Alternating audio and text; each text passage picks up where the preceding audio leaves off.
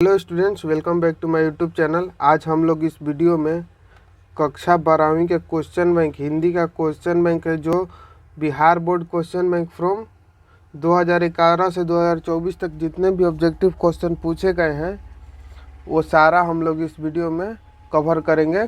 अध्याय 1 से 5 तक संपूर्ण पिछले सालों का प्रश्न इस वीडियो में करेंगे। ये 5 हमारा अध्याय है। बातचीत, उसने कहा था, संपूर्ण क्रांति, अर्धनारीश्वर और रोज, इन सारा का हम लोग ऑब्जेक्टिव क्वेश्चन करेंगे जितने भी अभी तक ऑब्जेक्टिव क्वेश्चन इस चैप्टर से पूछा गया है। तो आइए चलिए शुरू करते हैं। फर्स्ट क्वेश्चन है, बाल कृष्ण भट्ट किस युग के रचनाकार है। यानी कि हम सब ये सब क्वेश्चन तो करा दिए हैं चैप्टर बाय चैप्टर, लेकिन ये अब हम जो क्वेश्चन पूछा गया वो करा रहे हैं। तो बाल कृष्ण भट्ट किस युग के रचनाकार हैं। तो बाल कृष्ण भट्ट भारतेंदु युग के रचनाकार है। ऑप्शन नंबर ए। सिर्फ हम जल्दी जल्दी करते चलेंगे क्योंकि सारा क्वेश्चन हम करा चुके हैं। नेक्स्ट क्वेश्चन है, बाल कृष्ण भट्ट के पिता का क्या नाम था। तो बाल कृष्ण भट्ट के पिता का नाम क्या था। Beni Prasad Bhatt. Option number B, Beni Prasad Bhatt. Next question है, दमयंती स्वयंवर किस लेखक की रचना है। तो दमयंती स्वयंवर किसका है। तो बाल कृष्ण भट्ट का है। ऑप्शन नंबर सी।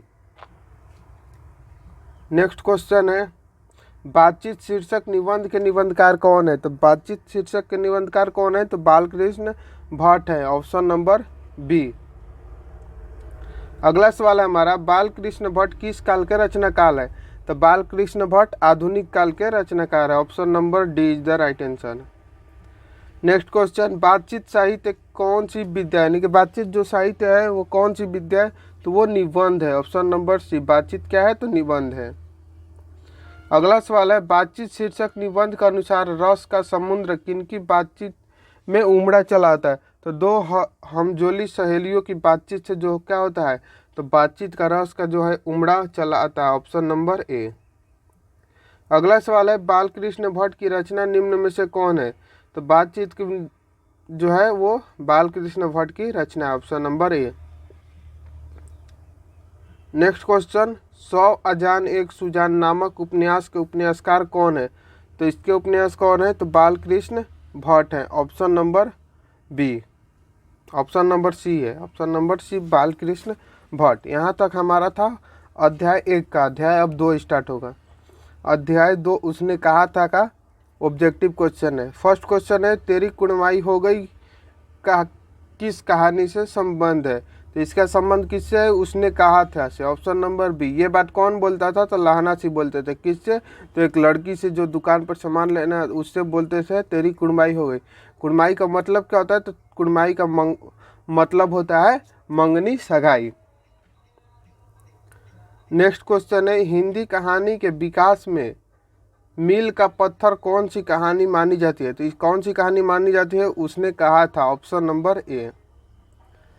चंद्रधर शर्मा गुलेरी की कहानी कौन है। तो चंद्रधर शर्मा की गुलेरी की कहानी कौन है। तो उसने कहा था। Option number D. इन तीनों का आप बताएंगे। अगला सवाल है, उसने कहा था कहानी है। तो उसने कहा था कहानी कैसी है। युद्ध की कहानी है, दिव्य प्रेम की कहानी है, प्रेम पर बलिदान होने की कहानी। इनमें से सभी होगा। Option number D is the right answer. युद्ध की भी कहानी है, दिव्य प्रेम की भी कहानी है, प्रेम पर बलिदान होने की भी कहानी, इसीलिए ऑप्शन नंबर डी इनमें से सभी होगा। अगला सवाल है हमारा, निम्न में से कौन सी रचना गुलेरी जी की नहीं है। इन चारों में से पूछ रहा है गुलेरी जी की कौन नहीं है। तो हारे का हो हरि नाम। हारे को क्या हरि नाम, ये गुलेरी जी का नहीं है। Option number D.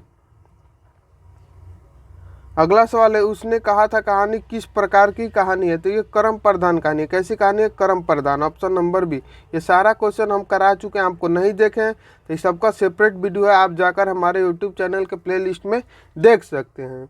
Next question है, उसने कहा था कहानी के नायक कौन है। तो उसने कहा था कहानी के नायक कौन है। तो लाहना सिंह नायक है। ऑप्शन नंबर ए। अगला सवाल है, उसने कहा था कहानी किस वर्ष की रचना, यानी कि उसने कहा था कहानी किस वर्ष की रचना है। तो 1915 की है। ऑप्शन नंबर ए। अगला सवाल है, उसने कहा था कहानी के कहानीकार कौन है। तो इसके कहानीकार कौन है। Guleri ji. Option number D. बहुत आसान सवाल पूछता है लेकिन आप पढ़िएगा तब लगेगा। लाहना सिंह किस कहानी का पात्र है। तो लाहना सिंह उसने कहा था कहानी का पात्र है। ऑप्शन नंबर ए। अगला सवाल है, चंद्रधर शर्मा गुलेरी किसके अभिभावक बनकर मेयो कॉलेज अजमेर गए थे। तो किसके बनकर गए थे? तो राजा जय सिंह के, खेतड़ी के नाबालिग राजा जय सिंह के अभिभावक बनकर गए थे। Option number C. अगला सवाल है, उसने कहा था कहानी शीर्षक यह किसने कहा कि उद्यमी उड़ सिंगड़ी के काले डाल? तो ये किसने बोला था? तो सूबेदार हजारा सिंह बोले थे। Option number B. ये कहानी हम पढ़ाए हैं, नहीं पढ़े तो आप पढ़ सकते हैं खुद से भी। सूबेदारनी किस कहानी की पात्र है? तो सबको मालूम है, उसने कहा था कहानी की पात्र। Option number B. अगला सवाल है, वजीरा सिंह किस कहानी का पात्र है? तो ये भी उसने कहा था कहानी का पात्र है वजीरा सिंह। पात्र सब याद करना पड़ेगा, हम इसके लिए भी एक शॉर्ट वीडियो बनाकर डाले हैं। नेक्स्ट क्वेश्चन है, निमोनिया से मरने वाले को मुरब्बे नहीं मिला करते, यह उक्ति किस पाठ से है? तो यह भी उसने कहा था पाठ से। ऑप्शन नंबर है, निमोनिया से मरने वाले को मुरब्बे नहीं मिला करते, यह कहाँ से लिया गया है? तो ये उसने कहा था कहानी से लिया गया। ऑप्शन नंबर है। देखते नहीं या रेशम से कढ़ा हुआ सालू, यह पंक्ति किस शीर्षक की कहानी है? तो यह पंक्ति उसने कहा था शीर्षक की कहानी है। Option number C. अगला अध्याय हमारा है अध्याय 3 संपूर्ण क्रांति। जयप्रकाश नारायण रचित पाठ का नाम क्या है? तो जयप्रकाश रचित पाठ का क्या नाम है? Sampoorna Kranti. Option number C. अगला सवाल हमारा, जयप्रकाश नारायण के बचपन का क्या नाम था? तो जयप्रकाश नारायण के बचपन का नाम क्या था? तो बाउल था। Option number C. बहुत इजी क्वेश्चन है, हम क्वेश्चन बैंक देखिएगा या पढ़ लीजिएगा, एक बार बुक को ऑब्जेक्टिव कर लीजिएगा तो फिर आपको सब इजी लगेगा। नेक्स्ट क्वेश्चन है, जयप्रकाश नारायण ने छात्र आंदोलन का नेतृत्व कब किया था? तो छात्र आंदोलन का नेतृत्व 1974 में किया था। Option number A. Next question, reconstruction of Indian polity नामक पुस्तक किसने लिखी? तो ये किसने लिखा? जयप्रकाश नारायण ने लिखा। Option number C. Next question है हमारा, निम्नांकित उदाहरण किस पाठ से लिया गया है? अपना देश पिछड़ा हुआ है बावजूद इसके कि हम लोकतंत्र की स्थापना की है। तो ये बात भी कहाँ से? तो संपूर्ण क्रांति से लिया गया। Option number A is the right answer. Next question है, संपूर्ण क्रांति का नारा किसने दिया था? तो संपूर्ण क्रांति का नारा जयप्रकाश नारायण ने दिया था। Option number B is the right answer. Sampoorna Kranti के रचनाकार कौन है? तो संपूर्ण क्रांति के रचनाकार कौन है? तो जयप्रकाश नारायण है। Option number B. Jayaprakash Narayan मार्क्सवादी कब बने? तो 1924 में बने थे वो मार्क्सवादी। जब लेनिन का मृत्यु हुआ था उसी समय वो मार्क्सवादी बने थे 1924 ईस्वी में। अगला सवाल है, जयप्रकाश नारायण का पुकार का नाम क्या था? तो पुकार का नाम भी बाउल था और बचपन का भी नाम बाउल था। Option number D. अगला हमारा सवाल है, व्यक्ति से नहीं हमें नीतियों से झगड़ना है, सिद्धांतों से झगड़ना है, कार्यों से झगड़ना है, उक्त संभाषण किस समाजवादी लेखक का है? तो ये जयप्रकाश नारायण लेखक के ये है। Option number A Jayaprakash Narayan. अगला सवाल है, शिक्षा प्राप्ति के लिए अमेरिका कौन गए थे? यानी कि शिक्षा प्राप्त के लिए अमेरिका कौन गए थे? तो जयप्रकाश नारायण गए थे। Option number C. अगला सवाल है, बिहार में हिंदी की वर्तमान स्थिति विषय पर लेख के लिए किसने सर्वोच्च पुरस्कार प्राप्त किया? तो ये पुरस्कार किसको मिला था? तो जयप्रकाश नारायण को मिला था। Option number D. अध्याय 4 अर्धनारीश्वर। अर्धनारीश्वर का हम लोग अब ऑब्जेक्टिव क्वेश्चन करेंगे। तो अर्धनारीश्वर शीर्षक पाठ के लेखक कौन है?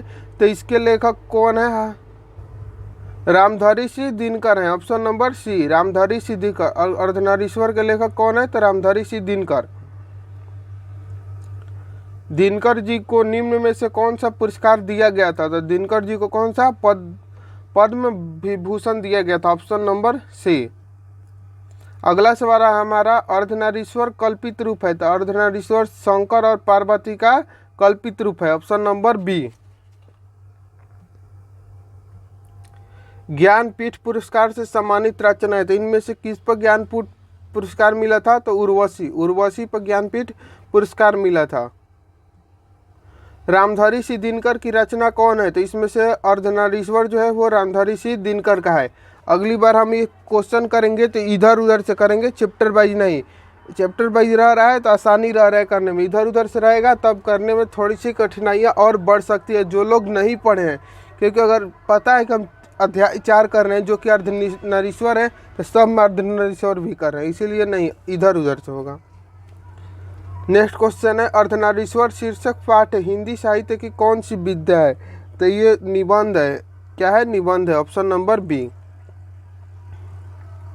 रामधारी सिंह दिनकर किस विश्वविद्यालय से उप कुलपति पद पर रहे हैं? तो भागलपुर विश्वविद्यालय से रहे हैं, ऑप्शन नंबर ए। अगला सवाल है, अर्धनारीश्वर शीर्षक निबंध में शंकर और पार्वती का किस प्रकार का रूप वर्णित है? तो किस प्रकार का रूप वर्णित है? तो कल्पित रूप, ऑप्शन नंबर सी। यहाँ पर ईयर लिखा गया है कि कौन से साल में ये क्वेश्चन पूछा गया है। नेक्स्ट क्वेश्चन है, मालती किस कहानी की पात्र है? हमारा अगला अध्याय आ गया, अध्याय 5। मालती रोज कहानी की पात्र है, ऑप्शन नंबर बी। नेक्स्ट है, निम्न में से किस कहानी में गैंग्रीन का उल्लेख किया गया? तो रोज में गैंग्रीन का उल्लेख किया गया, ऑप्शन नंबर बी। अज्ञेय के पिता का क्या नाम था? तो अज्ञेय के पिता का नाम हीरानंद शास्त्री था, Hiranand Shastri, option number C. Next question है, रोज कहानी के कहानीकार कौन है? तो रोज कहानी के कहानीकार कौन है? तो अज्ञेय जी हैं, ऑप्शन नंबर ए, अज्ञेय। मालती के पति का नाम था? तो मालती के पति का नाम माहेश्वर था, option number C. Next question है, रोज कहानी की नायिका कौन है? तो रोज कहानी की नायिका मालती है, ऑप्शन नंबर ए। नेक्स्ट क्वेश्चन, दूसरा सप्तक का प्रकाशन वर्ष? तो इसका प्रकाशन वर्ष कब था? तो 1951 में इसका प्रकाशन वर्ष था, option number B. Next question है, बचपन में खेलने के लिए सच्चिदानंद हीरानंद वात्स्यायन अज्ञेय ने कौन सा नाटक लिखा था? तो बचपन में 10 वर्षीय में उन्होंने खेलने के लिए कौन सा नाटक लिखा था? तो इंद्र सभा लिखा था, ऑप्शन नंबर सी। अगला सवाल है हमारा, रोज शीर्षक कहानी में मालती मिट्टी का बर्तन गर्म पानी से क्यों धो रही थी? तो दही जमाने के लिए धो रही थी, ऑप्शन नंबर डी। हमारा आखिरी सवाल है, मालती के बच्चे का क्या नाम था? तो मालती के बच्चे का नाम टीटी था। यहाँ पर 1 से हम लोग 5 तक, अध्याय 1 से अध्याय 5 तक ऑब्जेक्टिव क्वेश्चन कंप्लीट कर चुके हैं। नेक्स्ट वीडियो में हम लोग क्वेश्चन आंसर, सब प्रसंग, व्याख्या को और लघु उत्तरीय और दीर्घ उत्तरीय को कवर करेंगे। तो मिलते हैं नेक्स्ट वीडियो में, तब तक के लिए जय हिंद। अगर आप चैनल पर नए हैं तो चैनल को सब्सक्राइब कीजिए, क्योंकि अभी तक 23 ही सब्सक्राइबर हुए हैं इस चैनल पर।